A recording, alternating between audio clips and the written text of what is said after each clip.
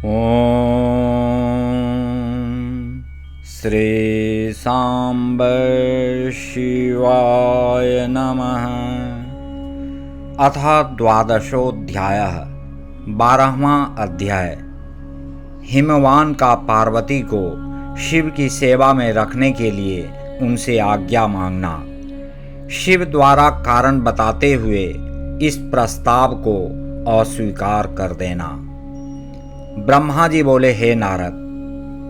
तदनंतर शैलराज हर्षित होकर उत्तम फल फूल का समूह लेकर अपनी पुत्री के साथ भगवान हर के समीप गए। वहां जाकर उन्होंने ध्यान परायण त्रिलोकीनाथ को प्रणाम करके अपनी अद्भुत कन्या काली को हृदय से उन्हें अर्पित कर दिया।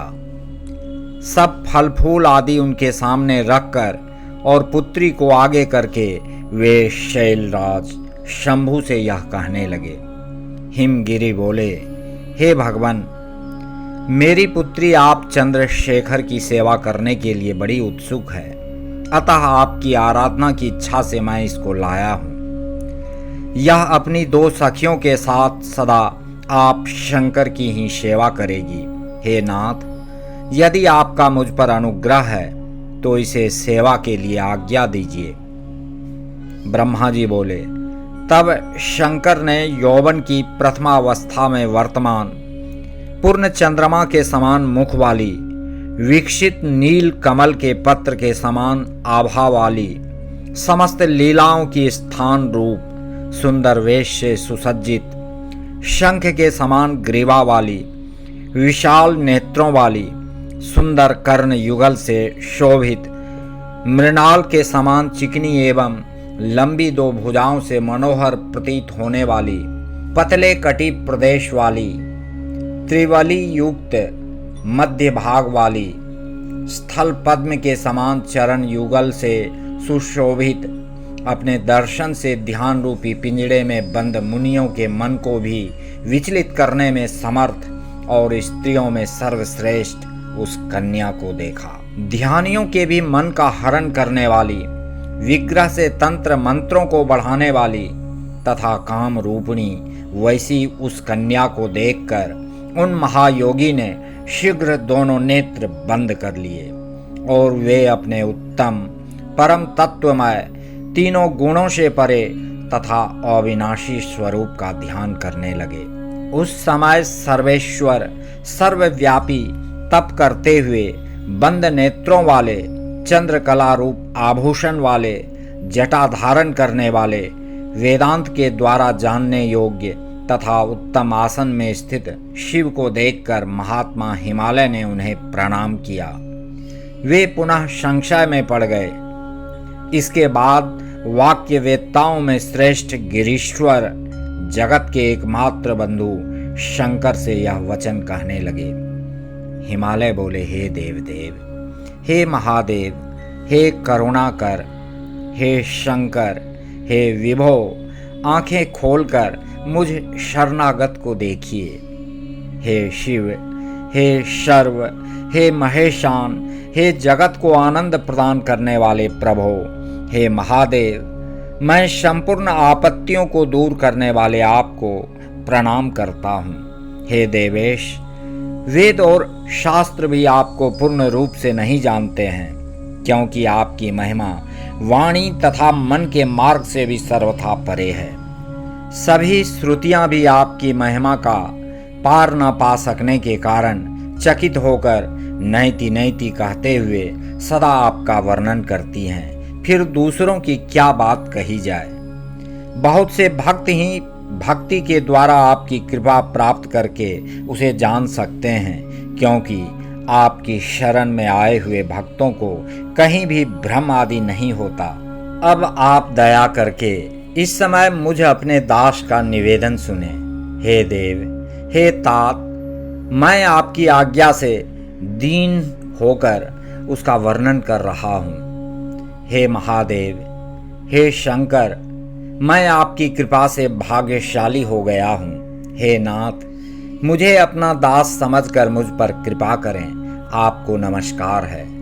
हे प्रभो, मैं आपके दर्शन के लिए प्रतिदिन इस कन्या के साथ आया करूँगा। हे स्वामिन, मुझे आज्ञा प्रदान कीजिए। ब्रह्मा जी बोले। उनका यह वचन सुनकर अपने नेत्र खोलकर ध्यान त्याग कर और कुछ सोच विचार कर देव महादेव यह वचन कहने लगे। महेश्वर बोले, हे भक्त, अपनी कन्या को घर पर ही छोड़कर नित्य मेरे दर्शन के लिए आप आ सकते हैं, अन्यथा मेरा दर्शन नहीं होगा। ब्रह्मा जी बोले। महेश के इस प्रकार के वचन को सुनकर पार्वती के पिता हिमालय सिर झुकाकर शिव जी से यह कहने लगे। हिमाचल बोले, हे प्रभु, इस कन्या के साथ आपके दर्शन के लिए किस कारण से मुझे नहीं आना चाहिए, इसे बताइए। क्या यह आपकी सेवा करने में अयोग्य है? मैं इसका कारण नहीं समझ पा रहा हूं। ब्रह्मा जी बोले। तत्पश्चात वृषभ ध्वज शंकर विशेषतः कुयोगियों का लोकाचार दिखाते हुए हंसकर हिमालय से कहने लगे। शंभु बोले, हे शैलराज, मनोहर नितंब वाली तन्वी चंद्रमुखी तथा सुंदरी इस कन्या को मेरे सन्निकट मत लाइएगा। इसके लिए मैं बार बार मना करता हूँ। वेदों के पारगामी विद्वानों ने स्त्री को माया रूपा कहा है। उसमें भी विशेष रूप से युवती स्त्री तो तपस्वियों के लिए विघ्नकारिणी होती है। हे भूधर, मैं तपस्वी, योगी तथा सदा माया से निर्लिप्त रहने वाला हूँ, अतः मुझे युवती स्त्री से क्या प्रयोजन है। हे तपस्वियों के श्रेष्ठ आश्रय, आपको पुनः ऐसा नहीं कहना चाहिए, क्योंकि आप वेद धर्म में प्रवीण, ज्ञानियों में श्रेष्ठ तथा विद्वान हैं। हे पर्वत, उनके संग से शीघ्र ही विषय वासना उत्पन्न हो जाती है, वैराग्य नष्ट हो जाता है और उससे श्रेष्ठ तपस्या नष्ट हो जाती है। अतः हे शैल, तपस्वियों को स्त्रियों का संग नहीं करना चाहिए। वह स्त्री महाविषय का मूल तथा ज्ञान वैराग्य का नाश करने वाली होती है। ब्रह्मा जी बोले, हे नारद, इस प्रकार की बहुत सी बातें उन गिरिराज से कहकर महान योगियों में श्रेष्ठ महायोगी प्रभु महेश्वर चुप हो गए। हे देवर्षे, उन शंभु का यह स्पृहा रहित निरामय तथा निष्ठुर वचन सुनकर काली के पिता हिमालय विस्मय में पड़ गए और वे कुछ व्याकुल से होकर चुप हो गए। उस समय तपस्वी के द्वारा कही गई बात को सुनकर और गिरिराज को आश्चर्य में पड़ा हुआ विचार करके शिव जी को प्रणाम कर भवानी उनसे विशद वचन कहने लगीं।